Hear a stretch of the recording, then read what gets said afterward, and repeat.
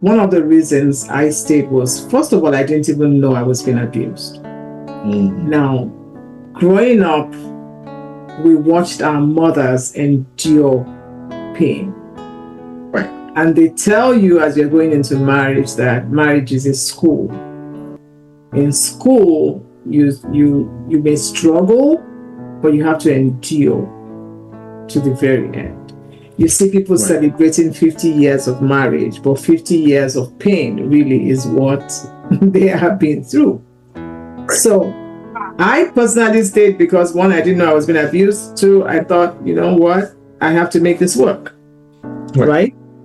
But after a while, somebody said to me, have you heard of narcissism? And then I started researching it. That's actually how my journey to becoming a trauma-informed coach started, from my own lived experience. And so I started to do research. And that's how I learned about cortisol, about the mind, about the brain, and all these things we're talking about today. Right.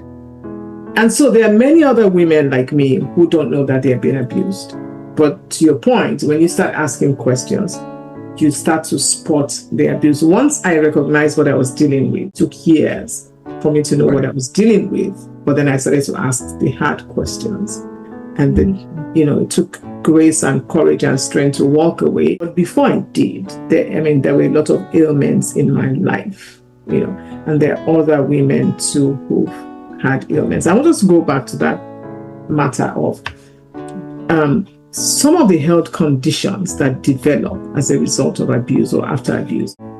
So let's talk again about some of the ailments that we see as a result of women staying in abuse. 1 in every 4 women suffer abuse.